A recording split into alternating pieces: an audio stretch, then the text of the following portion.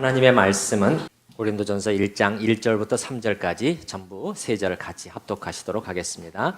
하나님의 뜻을 따라 그리스도 예수의 사도로 부르심을 받은 바울과 형제 소스데네는 고린도에 있는 하나님의 교회 곧 그리스도 예수 안에서 거룩하여지고 성도라 부르심을 받은 자들과 또 각처에서 우리의 주 곧 그들과 우리의 주 되신 예수 그리스도의 이름을 부르는 모든 자들에게 하나님 우리 아버지와 주 예수 그리스도로부터 은혜와 평강이 있기를 원하노라. 아멘. 오늘 설교 제목을 제가 교회로의 부르심 이렇게 잡았는데 우리가 이제 교회가 무엇인가 하는 것에 대해서 정확히 알아야만이 한 명의 신자로서 교회 안에서 어떻게 행해야 될 것인지, 또 교회라는 것이 존재 목적이 과연 무엇인지, 교회로서 어떻게 하나님을 섬겨가야 될 것인지, 교회가 어떤 방향을 잡고 나가야 할 것인지 그걸 우리가 비로소 알 수 있게 되기 때문에 이 주제를 당분간 상당히 오랫동안 우리 성도님들과 함께 상고해 보려고 합니다. 물론 중간중간에 필요하면 다른 주제나 또 다른 성경 본문 말씀을 이렇게 살펴볼 수 있겠지만요. 자, 먼저 우리가 교회라는 그 용어를 좀 생각을 먼저 시작해 보았으면 좋겠네요. 신약 성경에서 교회라는 단어가 나올 때마다 일관되게 사용되고 있는 한 가지 헬라어 그리스어 단어는 에클레시아입니다. 에클레시아. 우리 간지에 나와 있나요? 네네. 간지 거기 교회는 에클레시아다. 그래서 괄호 속에 제가 헬라어 단어도 같이 넣어봤습니다만은 우리 한번 에클레시아 같이 소리내서 읽어보죠. 에클레시아. 한 번 더 하죠. 에클레시아. 그래서 그 밑에 그 고린도전서 1장 1절에 그 교회가 나오는데 이것도 다 에클레시아라고 써져 있죠. 바울과 형제 소스데네는 고린도에 있는 하나님의 에클레시아 이렇게 되는 거고요. 우리 2번, 3번, 우리 2번에서는 우리 주님께서 내가 내 에클레시아를 세울 것이다 그렇게 말씀하셨죠. 우리가 밑줄 긋은 교회 대신에 에클레시아로 바꿔서 한번 두 번째 마태복음 16장 말씀 같이 읽어보십시다. 또 내가 네게 이르노니 너는 베드로라. 내가 이 반석 위에 내 에클레시아를 세우리니 음부의 권세가 이기지 못하리라. 아멘. 또 3번 사도행전 5장 11절도 바꿔서 읽어봅니다. 온 에클레시아와 이 일을 듣는 사람들이 다 크게 두려워하니라. 그래 이 헬라어 단어의 의미가 무엇인가? 어떤 사람들은 헬라어 두 단어가 합해서 만들어졌다. 에크하고 칼레오가 합쳐져서 만든 단어인 것으로 보이는데 그렇다면은 따로 불려냄을 받은 무리 이런 어원적인 의미가 있지 않느냐. 종종 그렇게 말하는 분들도 있지만 사실 이 주장은 확실한 근거가 있는 주장은 아닙니다. 이 단어의 원래 의미는 그냥 단순하게 모인 무리들이라는 뜻이었어요. 모인 사람들이라는 뜻이죠. 근데 그것을 우리가 이제 교회라는 단어로 우리가 차용해 온 거죠. 차용해서 사용하는 거죠. 마치 예를 들어서 로고스라는 단어도 마찬가지죠. 로고스. 태초에 말씀이 계시니라. 이 말씀이라는 단어가 헬라어로 로고스거든요. 원래 있던 단어였습니다. 무슨 뜻이었느냐? 말이라는 뜻도 있었고요. 그 다음에 우주적인 이성이라는 것을 뜻하는 단어인데 교회가 이것을 태초부터 계신 성자 예수님을 그리스도를 표현하는 단어로 가져와서 사용되게 되었고 이제 교회 안에서 일반적으로 사용되게 된 것이죠. 자, 우리가 보통 교회 하면은 여러분 뭐가 떠오르시나요? 교회 간다. 그러면은 어떤 장소나 건물이 떠오르죠. 그래서 무슨 교회 이렇게 이름이 간판이 붙어 있는 교회 장소나 건물이 떠오르지만 사실은 정확한 개념은 아니에요. 교회라기보다는 장소나 건물은 한 글자가 더 붙어야 되죠. 교회 당이죠. 사실은 교회 당, 예배 당이. 물론 그렇다고 교회 간다 이렇게 표현하는 것이 잘못, 그렇게 쓰면 안 된다 그런 건 아니고요. 성경에 보게 되면은 교회는 무엇인가 가만히 들여다보면은 장소를 가리켜 교회라고 하지 않고 건물을 가리켜 교회라고 하지 않고 사람들이에요. 놀랍게도 성령으로 거듭난 사람들 자체가 교회입니다. 조금 더 정확하게 제 나름대로 정의를 내려보면 함께 모여서 교회라는 하나의 조직체, 공동체의 구성원이 된 그리스도인들, 이들을 교회라고 부를 수 있을 것 같습니다. 다시 한번 말씀드려보면 함께 모여서 하나의 교회라는 하나의 공동체를 이룬 그리스도인들, 이들이 교회라는 거예요. 고린도 교회도 마찬가지죠. 이들이 분명히 어느 장소에서 모였을 것입니다. 어느 건물에서 모였을 것이에요. 그런데 바울은 결코 이 장소나 건물이 교회라고 말하지를 않아요. 그게 아니고요. 이 교회 건물에 모여서 예배 드리고 있는 사람들, 예수님의 이름을 부르는 중생한 성도들을 가리켜서 고린도 교회다 이렇게 부르고 있다. 제가 우리 오늘 읽은 본문 말씀을 일부러 간지에다가 이렇게 따로 일본어로 표시한 것은 긴 문장에서 핵심 단어들만 뽑아서 밑줄을 그어본 거죠. 고린도에 있는 하나님의 교회 곧 성도라 부르심을 입은 자들과, 우리 이렇게 밑줄 그은 부분만 처음부터 끝까지 한번 뽑아서 같이 읽어보십시다. 고린도에 있는 하나님의 교회 곧 성도라 부르심을 입은 자들과 예수 그리스도의 이름을 부르는 모든 자들에게 은혜와 평강이 있기를 원하노라. 아멘. 고린도에 있는 하나님의 교회를 그 뒤에 두 군데로 풀어서 설명해 주고 있죠. 그렇습니까? 첫 번째는 뭐다? 성도라 부르심을, 고린도에서 함께 모여서 성도라 부르심을 입은 자들, 이 성도들이 고린도 교회라는 거예요. 또 그 밑에도 예수 그리스도의 이름을 부르는 모든 자들, 이들이 고린도 교회라는 것이죠. 장소는 그렇게 사실은 중요한 게 아니었어요. 집에서도 모이기도 하고 무슨 다락방에서 모이기도 하고 또 지하 동굴에서 모이기도 한 거죠. 그게 중요한 게 아니었어요. 또 무슨 교회라고 간판이 붙어 있어야만 되는 것도 아니었죠. 여기 제가 간지의 네 번째 말씀을 보시면은 그 집에 있는 교회라고 말하고 있잖아요. 그 집에 있는 교회. 4번 고린도전서 16장 19절 말씀도 같이 읽어보십니다. 아시아의 교회들이 너희에게 문안하고 아굴라와 브리스가와 그 집에 있는 교회가 주 안에서 너희에게 간절히 문안하고, 이 교회는 장소나 건물이 조직체도 아니고요.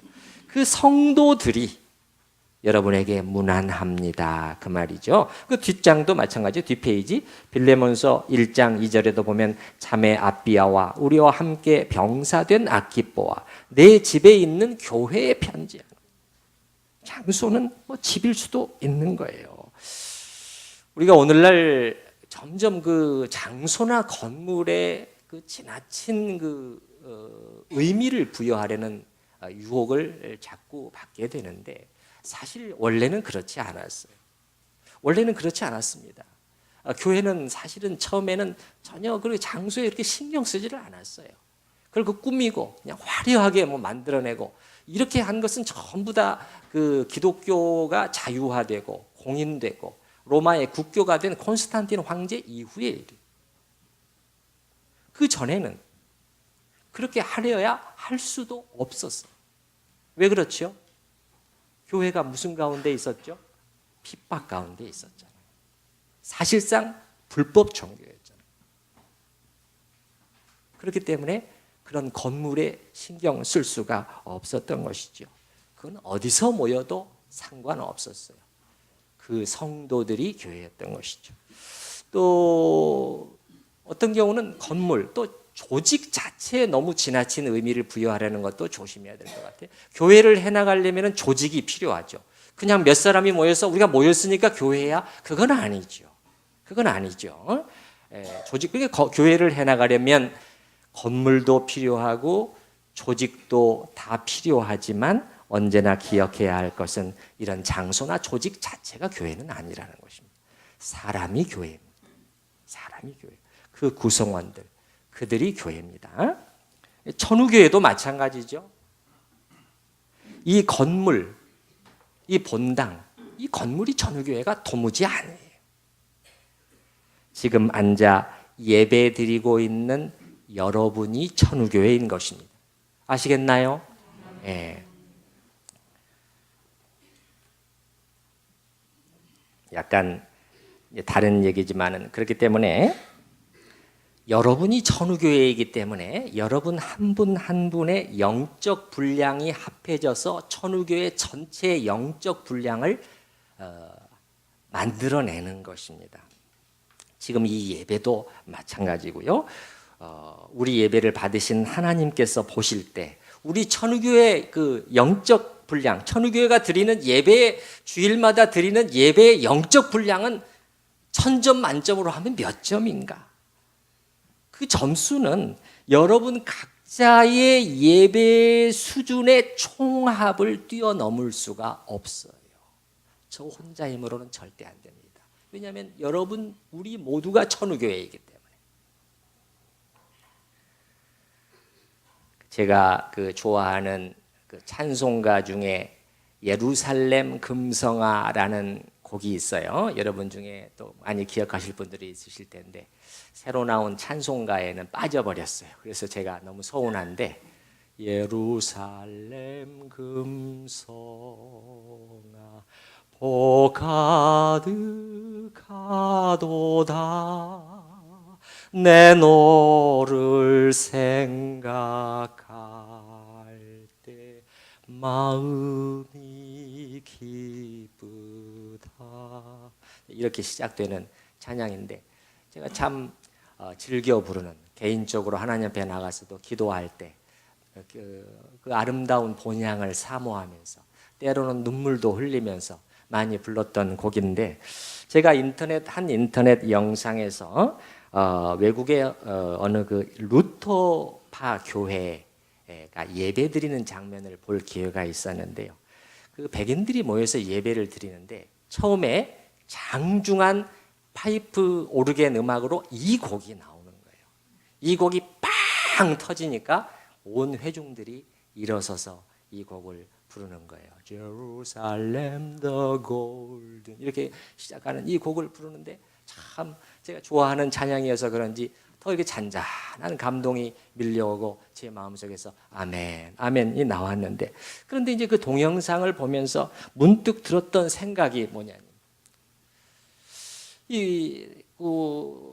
개인이 찍은 것 같아요. 다양한 각도에서 이렇게 이제 그 회중들을 보여주는데 이들이 노래하는 모습을 보면서 이 아름답고 영적인 찬양을 부르는 이들 교인 한 사람 한 사람의 심령 속에 정말 그 곡에 걸맞는 그 무슨 마음, 그 심령, 그 영, 예배의 영이 있다면 그래서 하나님을 경외하고 두려워하고 사랑하는 마음이 가득한 가운데 이 찬송이 시작되고 예배가 시작되고 있다면 우리 하나님께서는 이들의 예배를 통해서 얼마나 큰 영광을 거두시겠는가.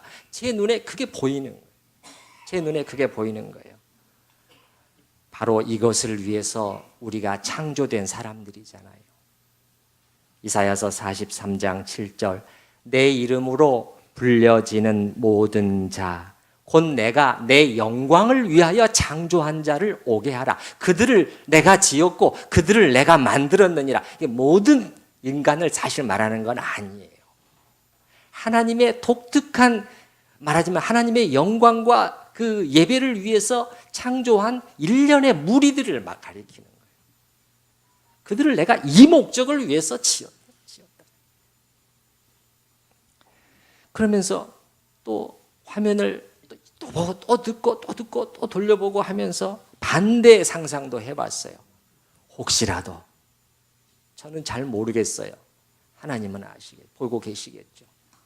반대로 이 찬양을 부르는 그 신자들의 마음이 도무지 그냥 하나님 앞에서 입으로는 찬송가, 아름다운 찬송가를 부르고 있지만은 마음은 너무나 떨어져 있다면, 그 가사와는 너무나 떨어져 있다면, 그냥 껍데기로 그냥 뭐 매주 드리는 예배니까 또 와서 우리 또 일었으니까 그 곡이 또 나오는구나, 또 불러야지, 그냥 부르고 있지만 마음과는 떨어져 있고, 도무지 하나님을 경외하는 자세도 없고, 하나님께서 말씀하시는 그 음성에 뭔가 좀 순종해 보고자 하는, 삶을 바꿔보고자 하는 자세는 전혀 없다면, 없이 이 노래를 부르고 있다면, 그런 상상을 해봤을 때는 사실 가슴이 아팠어요. 하나님을 생각하면서 가슴이 아팠어요.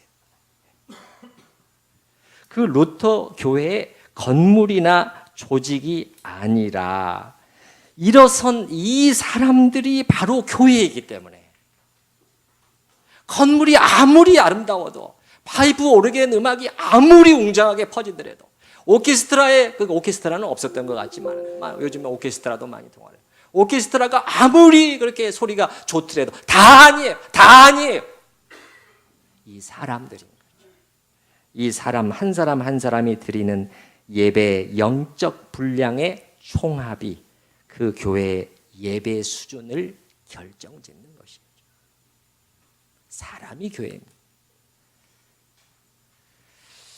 우리의 본론으로 다시 돌아와서 이제 하나하나 살펴보겠지만, 신약 성경에서 교회에 부여하는 무게감은 매우 큽니다. 여러분, 결코 가볍지가 않아요. 여러분, 그냥 신앙이 같은 사람들끼리 그냥 모인 것이, 어쩌다 모인 것이, 그냥 그렇게 해서 만든 것이 교회라고 생각하신다면 아니에요. 그 기원이 사실 성경에 보면 사람에게 있지 않고 하나님께 있어요.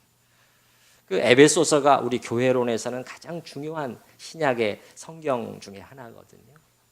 에베소서에 보면은 사실 창세 전부터 하나님께서 교회를 계획하고 계셨다는 거예요. 구속의 계획을 세우실 때 하나님의 마음속에 교회의 그림이 있었다는 거예요. 그게 교회의 진정한 비전이죠.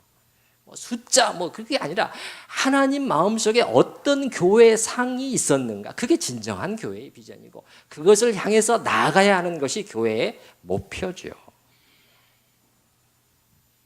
그리고 나중에 보겠지만은 성경 요한계시록이 22장인데 22장까지 있는데, 그 21장은 하늘로부터 내려오는 새 예루살렘 성으로 끝마치고 있어요. 그래서 이렇게 말하죠. 위로부터 새 예루살렘 성이 내려오니 신부가 남편을 위하여 단장한 것 같더라. 제가 볼 때는 결혼식이에요. 혼인잔치죠. 그걸로 끝나는 거죠. 그리스도의 신부로 순결하고 아름답게 완성된 교회로 성경은 대미를 장식하고 있는 것이지요. 중요하다는 거예요. 그저 이 세상에 무슨 회사를 하나 만들면 그냥 그건 같은 목적, 같은 비즈니스를 위해서 회사를 만들기도 하고, 또 어떤 사람들은 동호회도 있죠. 취미가 같은 사람들끼리 또 무슨 단체를 만들죠. 교회도 그런 것처럼 생각하실 수가 있어요. 기껏해야 그냥 우리가 혼자 신앙생활 하면 외롭잖아, 힘들잖아. 그러니까 우리끼리 같이 모여서 서로 격려하고 교제하고 예배하고 성경 공부하고, 그렇기 위해서 만든 것이, 사람이 만든 것이 교회라고 생각한다면 그건 오해라. 그게 아니라는 거예요. 그렇게 교회를 가볍게 생각하다 보니까는 사실은 교회가 새롭게 세워지는 과정도 덕스럽지 못한 경우가 또 종종 있죠. 제가 미국에 있을 때 이렇게 한인 교회들, 이민 교회들이 세워지는 과정을 보게 되면은 때로 안타까운 경우들이 종종 이렇게 있어요. 이렇게 이제 1년에 한 무리의 교회 안에 교인들이 뭔가 교회가 돌아가는 것이 자기들 마음에 잘 들지 않고, 또 그 전처럼 교회에서 이렇게 뭔가 힘을 발휘하지 못하게 되고, 그렇게 되면 선뜻 생각할 수 있는, 나올 수 있는 생각, 혹은 그들이 모여서 주고받을 수 있는 말이 무슨 말이냐. 참, 우리가 나가서 우리 7가정, 8가정이 교회 하나 세워버리면 되잖아.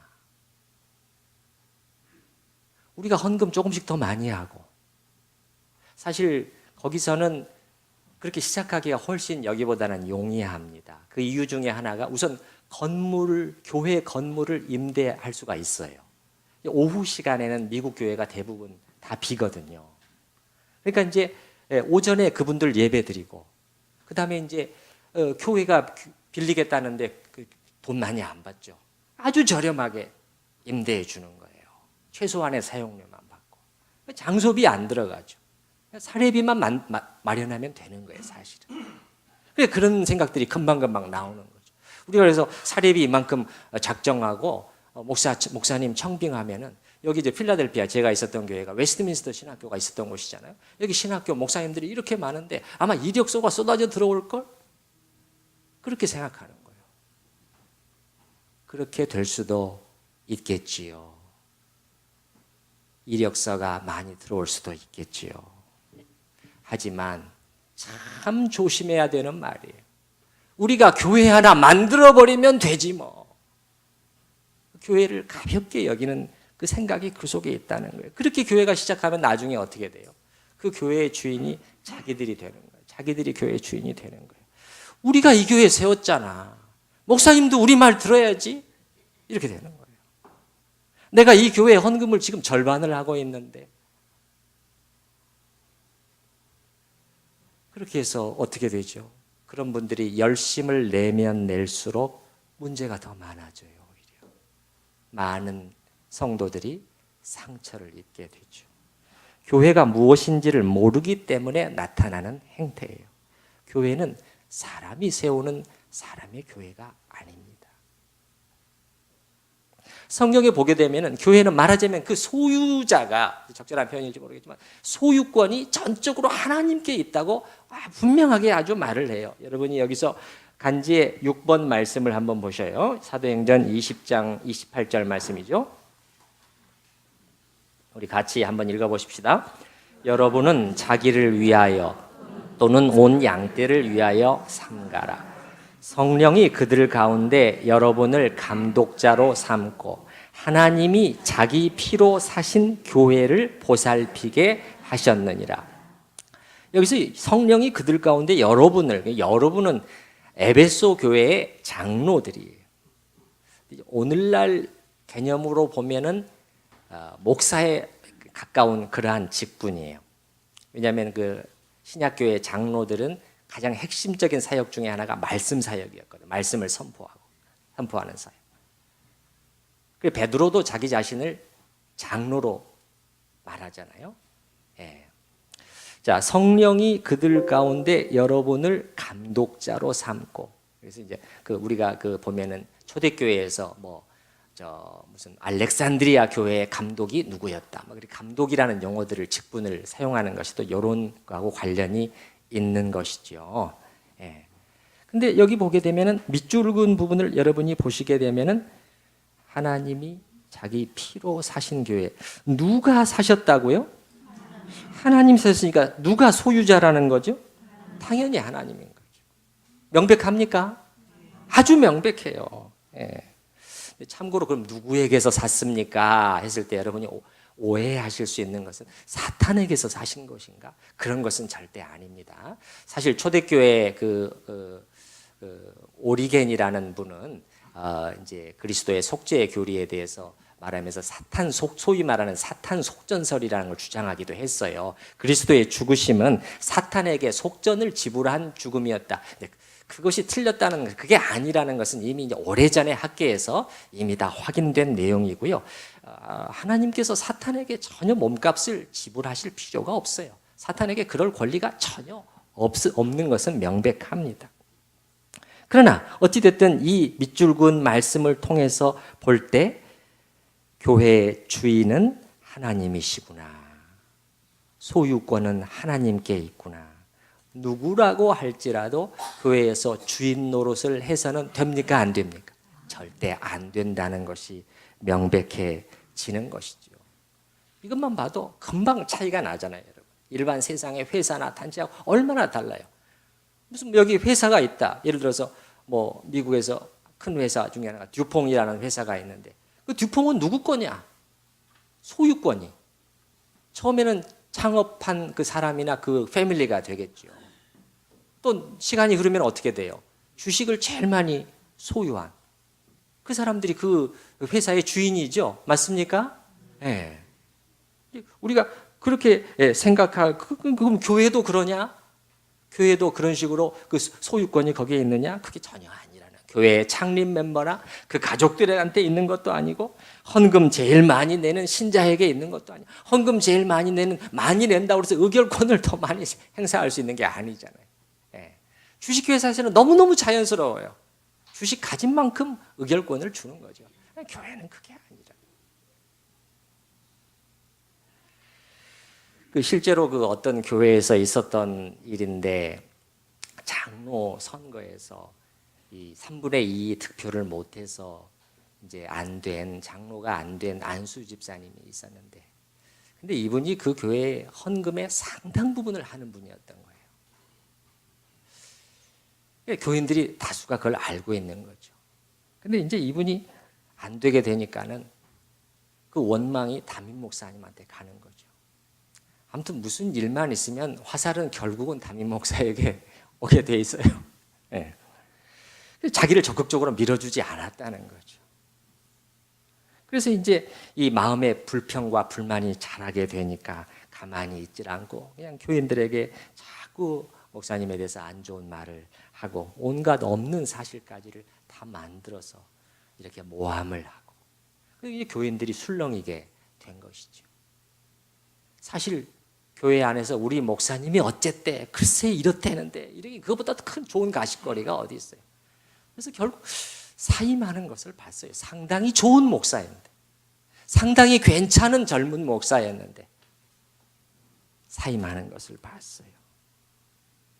헌금을 많이 했다고 해서 내가 무언가 행세할 수 있다고 생각했다면 성경을 몰라도 너무너무 모르는 것이죠.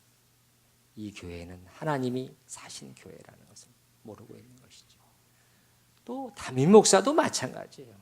담임 목사의 교회가 아니죠.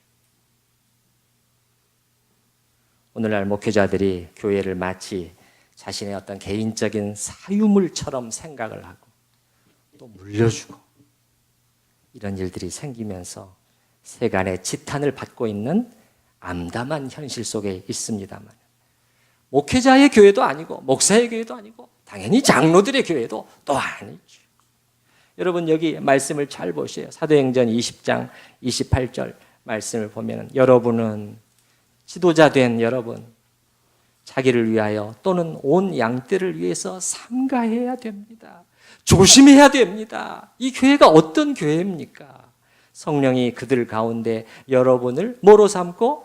감독자로 삼고 하나님의 이 귀중한 교회를 보살피도록 여러분한테 맡긴 것입니다.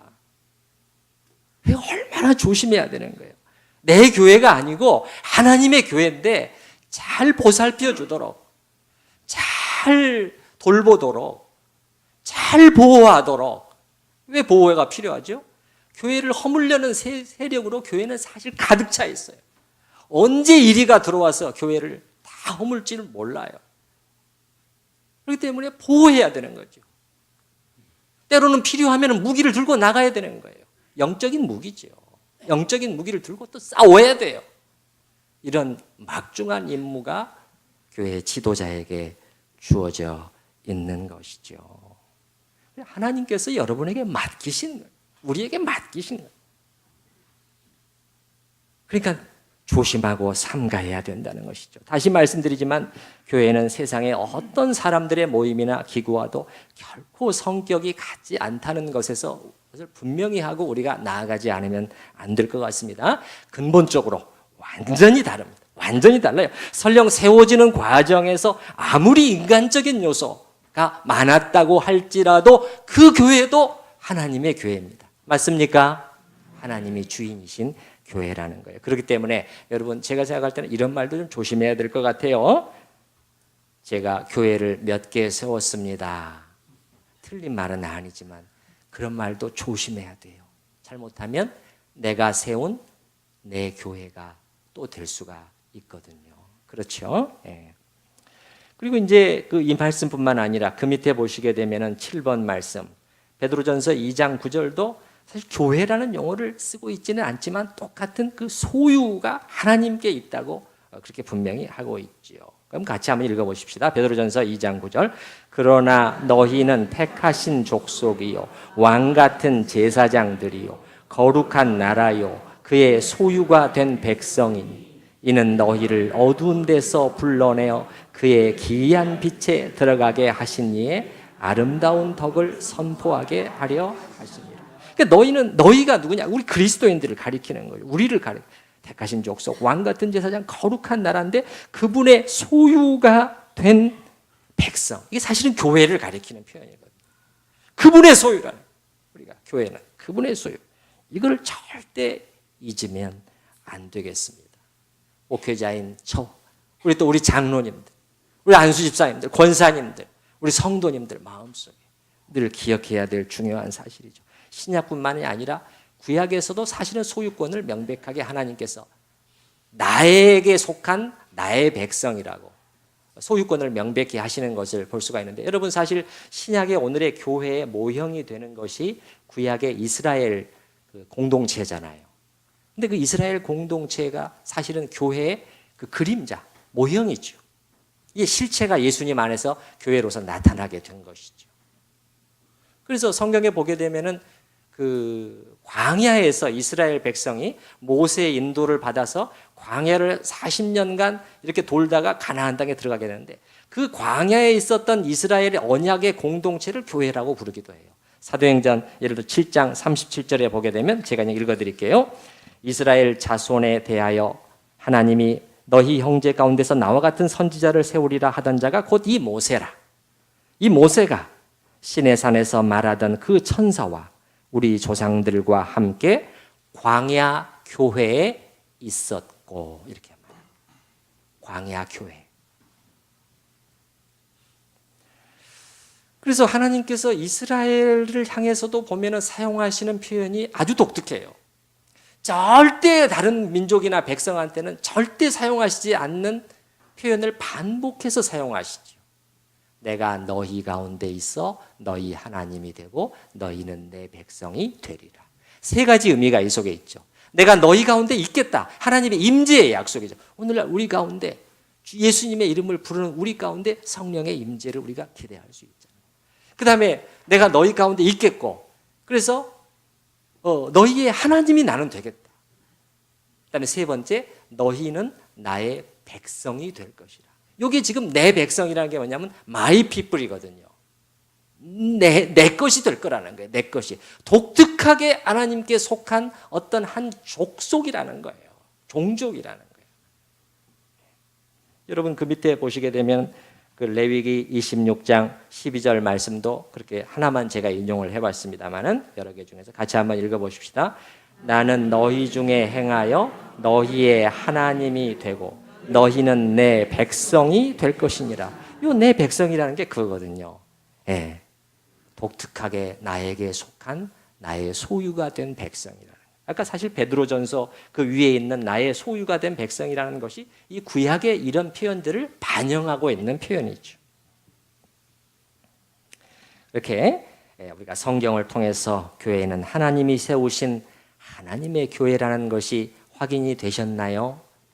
네네, 우리가 분명히 되었으리라고 생각이 되고, 마지막으로 다시 위쪽으로 6번의 말씀 밑줄 그은 부분을 다시 한번 조금 이렇게 한 가지만 좀 생각해보고 마치려고 합니다. 하나님이 자기 피로 사신 교회라는 것을 여러분이 이 표현을 읽으시면 어떤 생각이 드시나요? 어떠셔요? 참 저는 먼저 말하자면은 좀 황송한 생각이 사실 듭니다. 우리 같은 것들이 뭐길래 하나님께서 자기 피값으로 사셨단 말인가? 사실 지난주에 봤습니다마는 우리가 어떤 존재입니까? 하나님의 형상으로 창조되었지만 옛 뱀의 소리를 속삭이는 말을 듣고 하나님 말씀대로 아니야. 하나님은 네가 생각하는 것처럼 그렇게 좋은 분이 아니야. 그렇게 선하고 의로우신 분이 아니지. 너에게 좋은 것을 주려고 하시는 분이 아니야. 이 소리에 귀를 기울이고 그래 맞아. 그래 맞아. 그래서 사실은 참남한 반역을 시작한 것이 우리 인간이고 그 도도한 그 반역의 물결이 인류의 역사예요. 인류의 역사 자체가 이 아담과 하와의 후손으로서 그대로 그 정신을 이어가고 있는 것이죠. 이런 우리를 다시 핏값으로 사셨다는 거예요. 그러니까 저는 이 밑줄 그은 표현에는 크게 두 가지 의미가 있다고 보는 거죠. 아까는 하나는 조금 전에 말씀드린 것처럼 소유권이 하나님께 있다는 의미를 이 속에 깃들어 있고, 또 하나는 하나님의 피로 소중한 존재라는 거예요. 교회가요. 특별히 교회가요. 얼마를 주고 샀다고 돼 있죠? 그 값이 얼마라고 돼 있죠? 여러분, 얼마를 주고 사셨다는 거예요? 피로. 그렇죠? 피값으로 사셨다는 게 여러분 무슨 뜻입니까? 하나님의 목숨, 하나님의 생명을 지불하셨다는 거예요. 맞습니까? 그러면 하나님께서 지불할 수 있는 최고의 것을 지불하셨다는 거예요. 여러분이 이 의미가 얼마나 엄청난 것인지는 사실은 우리는 몰라요. 사실은 우리는 모릅니다.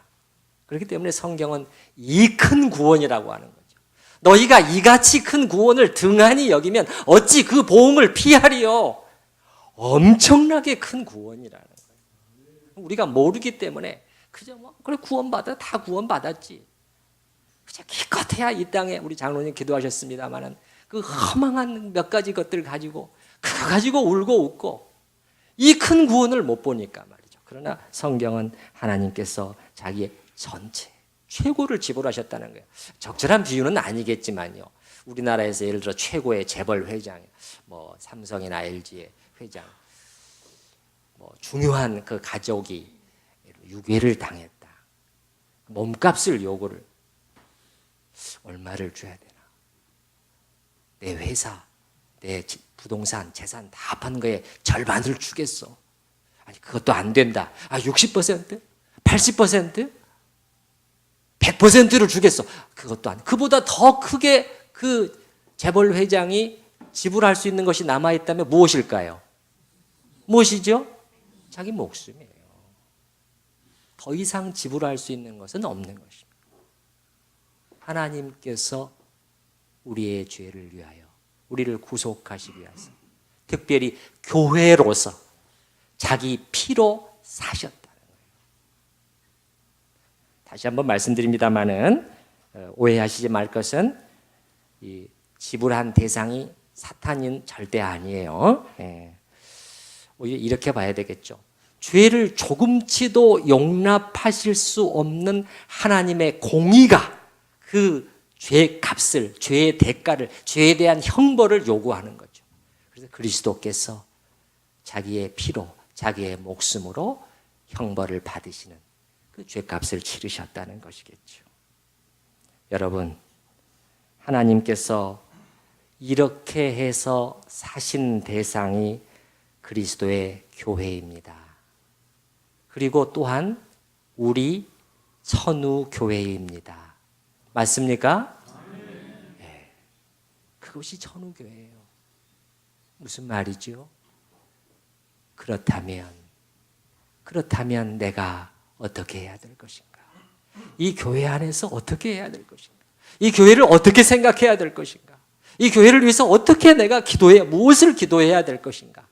그게 점점 나올 수가 있겠죠. 우리 이 시간에 들은 말씀을 생각을 하면서 하나님 앞에 함께 같이 기도하는 시간을 갖겠습니다. 주님께서 말씀하신 것을 생각하면서 거기에 바탕하여 기도하십시다.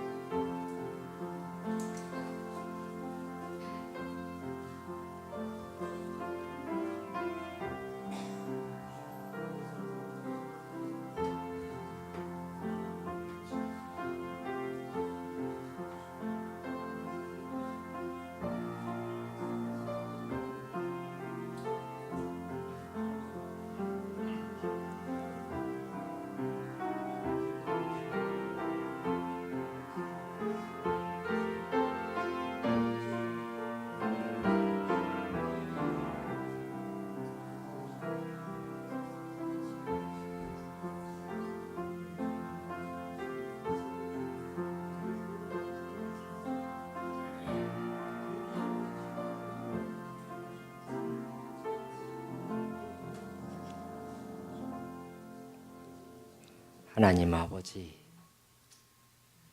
그저 교회는 같은 신앙 가진 사람들끼리 같이 모여서 만든 사람의 단체인 줄 알았는데 말씀을 다시 한번 펼쳐보니 전혀 그게 아니었습니다. 하나님이 자기 핏값으로 사신 교회라고 하셨는데 주님, 사실 저희는 이 말씀이 감당기 어려울 정도로 크고 무거운 것을 압니다. 그렇지만 우리가 겸손한 가운데서도 믿음으로 그 말씀을 아멘으로 받겠습니다. 참으로 주님의 마음속에 결코 가볍지 않은 교회임을 저희가 보게 하여 주시옵소서. 예수님의 이름으로 기도드립니다. 아멘.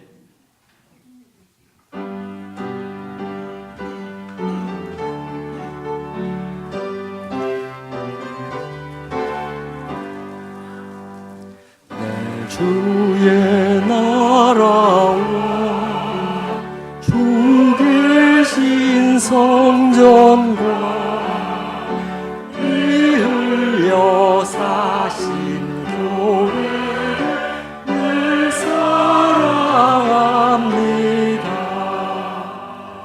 내 주의 교회는 선성과 같아서 눈동자같이 아기서 늘 보호하시네. 이 교회 위하여 눈물과 기도로 내 생명 다하기까지 늘 봉사합니다. 성도의 교제와 교회의 위로와 우주와 맺은 언약을 늘 기뻐합니다. 하늘의 영광과 베푸심을